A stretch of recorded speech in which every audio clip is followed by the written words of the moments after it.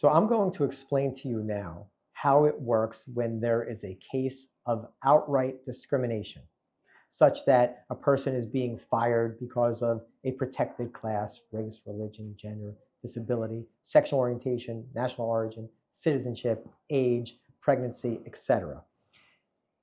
Or you're not hired, or you suffer some other adverse employment action, anything negative that happened at work.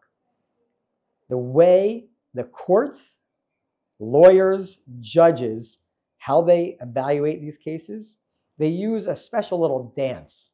This dance is called the McDonnell-Douglas burden shifting analysis. And I'm going to teach you how that works.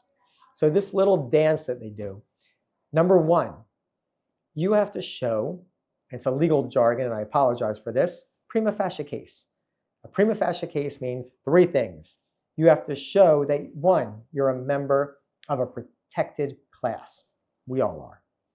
Two, you have to show that you suffered an adverse employment action, such as you got fired, you got demoted, you didn't get hired. And three, that adverse employment action seems suspicious, that it occurred under circumstances giving a rise to an inference of discrimination.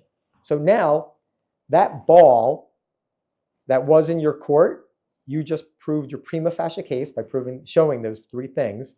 That ball then goes over the net to the employer, where your employer has to offer up what's called a legitimate, non-discriminatory reason as to why they took that action, why you were fired. So let's say, for example, you believe that you were discriminated against because you are pregnant.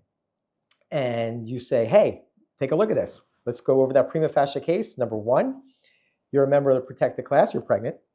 Two, you suffered an adverse employment action, you got fired. And three, there's something suspicious about that. Hey, right after my boss found out that I was pregnant, he fired me shortly thereafter.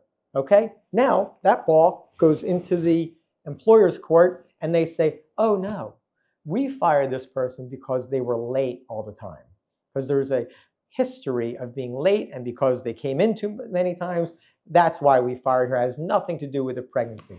That ball then goes over the net, back into my court, into our court, and now we have to show that that reason that was given is known as pretext. I call that bullshit. As long as we can show that the reason given is bullshit, we then win our case, at least to the extent that we get to go to a jury. So how do we show that that's bullshit? We can show, hey, wait a minute. I wasn't late those days. Or let me do you one better. Take a look. Everyone's late. Look at all these people. They all come in 5 minutes late, 10 minutes late. They're still there. Those are ways to show that it's BS. And that's how these cases are analyzed.